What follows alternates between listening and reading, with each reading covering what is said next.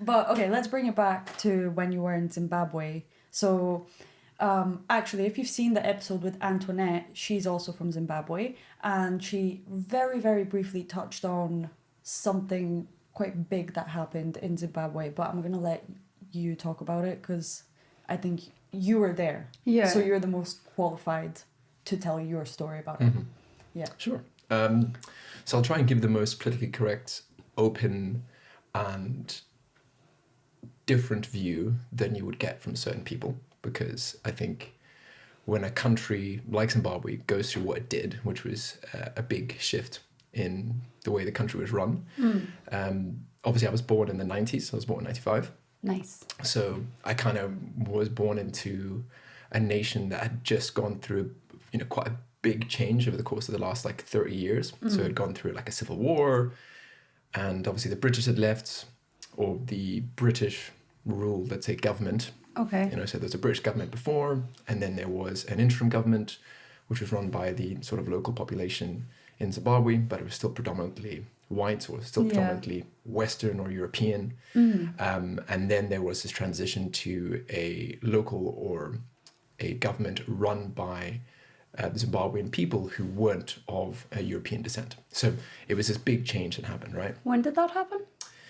Oh, I think it would have happened before I was born. So 20 years before I was born, I would say that maybe in the early 70s that kind of transition happened, I think. I probably should know the date, but I don't. No, that's okay. I'm just curious, yeah. Yeah, so it kind of happened then.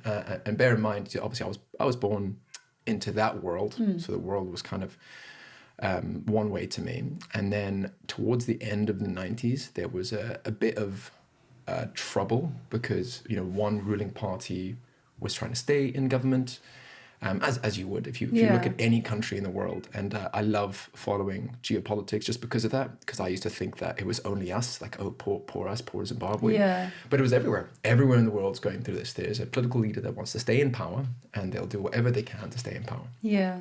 And this is, this has been seen over the years as you've watched the particular potential person that I'm talking about was Robert Mugabe, who is now deceased. Yeah. What's his last name? Robert Mugabe. Robert Mugabe. That's a cool name. Sorry. It's a cool last name. Unfortunately, it's associated with some pretty bad things. Oh, no. So, it's always the cool last names. Damn. So obviously he was, at that point in time, had only been in power for maybe 20 years, 20 plus years. And before Robert Mugabe, it was 20 years.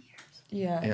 But that's a dictator. So it's pretty. That's what I mean. It was that's not okay. Yeah, he's a democratic dictator. So even though technically he wasn't a dictator in the traditional sense, he was, because he retained power through other means, which it was very hard for the local people, anybody who lives in Zimbabwe, to have kind of fought against it, because it was a democratic dictatorship, as in he always won the elections very weirdly. Shady, yeah. How did you win 95% of the vote with people who are not alive? Who are rioting. Yeah, it's how did you get votes from people who are dead? Yeah. It's very weird. Anyway, so that's kind of what happened. There was this big shift of political instability, and at that point in time... Was Zimbabwe thriving before that? I mean, some people would say that it was... the bread basket of Africa. Yeah, because I heard it was quite good for growing roses and flowers, and it was, I think it's situated in a sweet spot in Africa where you can grow crops really easily. So perfect climate. That's so cool. So they were able to make as a country, they were making quite a lot of money before this happened, right? Indeed. Before the guy came in power, or... Well, even during his first stints in power. So I think that the challenge is a lot of people have... So bear in mind, I was only 7 years old when the actual turmoil happened. And, there was instability, and I had to move. So my entire family had to move from Zimbabwe to Zambia, because obviously we were part of an ethnic group that was looked upon in a certain light, and we would kind of use as scapegoats for the government. Okay, what do you mean? Can you be a bit more specific? So let me put it this way.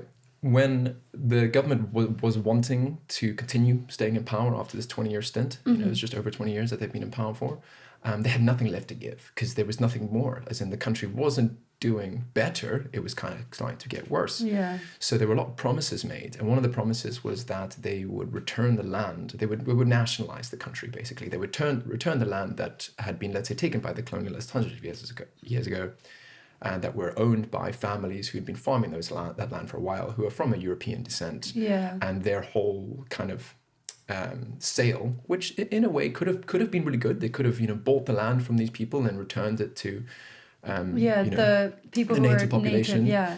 But they didn't do that.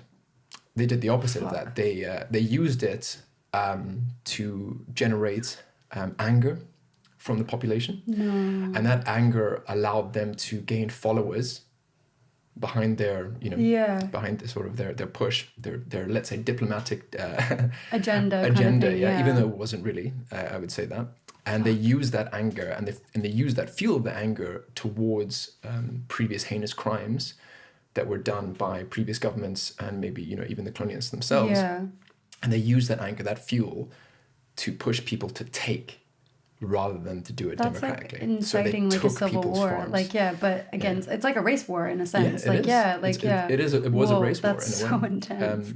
Obviously that was the beginning of the end for the country, because I mean, whether it's America, whether it's Indonesia, China, wherever you are in the world, as soon as you start saying there is no more law, nothing that we wrote down on paper matters anymore, everything just falls apart. So like civilians or like people were taking people's farmlands and stuff. Pretty much. Oh They were kind of by the main political party, who at the point was kind of losing the battle, and all it was going to take was one more election and they were going to be gone, essentially. So they found a way to stay in power by giving the people what they wanted, but there was consequences for that. One was the fact that all these farms were the breadbasket of Africa, or the breadbasket of the country. They were the main source of income for the nation. Yeah. That is where the gross domestic product, the GDP, that people say the acronym GDP quite a lot. That acronym was derived from the amount that the country can produce as a nation, how much it can export and similar.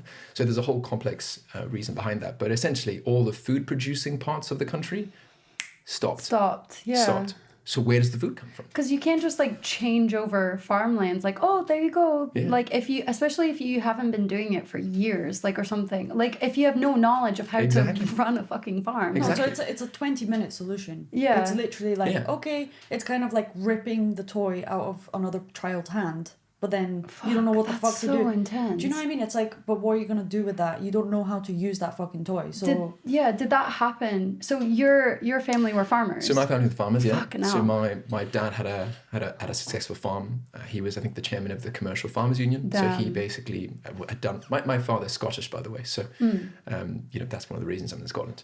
And, he came across as a farmer. He fell in love with Rhodesia. His sister got married in Rhodesia, which became Zimbabwe. Yeah, I was going to say, Rhodesia is the old name for Zimbabwe. Name, yeah. Oh, wow. Yeah. So, all these things. I know, so many new things. Anyway, so he fell in love with the country, and he actually writes a blog about his life.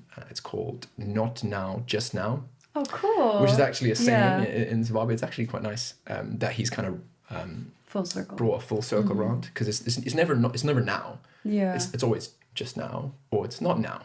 I'll do it just now. Yeah. Which kind of means anywhere from in the next 5 minutes to the next 5 days. Yeah. Like you just don't know when it's going to happen, right? So anyway, he writes a blog about his experiences and moving from Scotland to Zimbabwe, and the country kind of like coming out of its civil war and all the crazy things that happened, and it was kind of at its peak, and then this crazy political situation happened. Anyway, the long story short of that is that people got their farms and livelihoods taken away from them. There was a lot of terrible things that happened, things that I probably even wouldn't want to say on this podcast, because I didn't go through them. I was too young. Yeah. And there are other people probably better suited to tell you what happened. Some disgusting things. No, I can imagine if you're allowed to do whatever you want to people on their property, on their land, I can imagine people's rights, one, being violated by having something taken away from you, not in the sense of just their property, but maybe something physical as well. Like, it's like, how easy would it be if one farmer said, no, get the hell off my property, for them to just get shot? Or something in that sense, like, oh God, that's so there wasn't scary. really shootings per se, it was more beheadings. Yeah, and things oh like my that. God. So, yeah. Jesus Christ. That's insane. That's not for me to talk about because Yeah. I was too young, so I don't have memories of that per se. But some of the memories that were quite hard were things like Yeah, tell it from your side, like what happened to your family. And it's very hard to tell it from my side because all I have is stories from other people. But Yeah. I can tell you what I remember, and then I can tell you what other people tell me.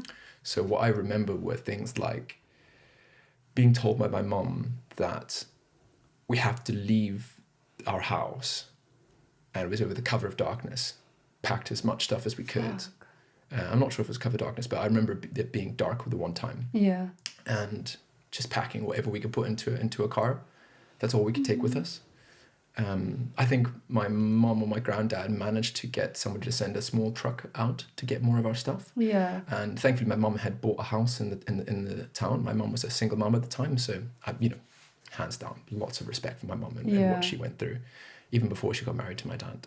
So yeah, we left at the cover of darkness. There was one point where I think my mom told me the story where we were in the car driving down the road, and my mom could hear like chanting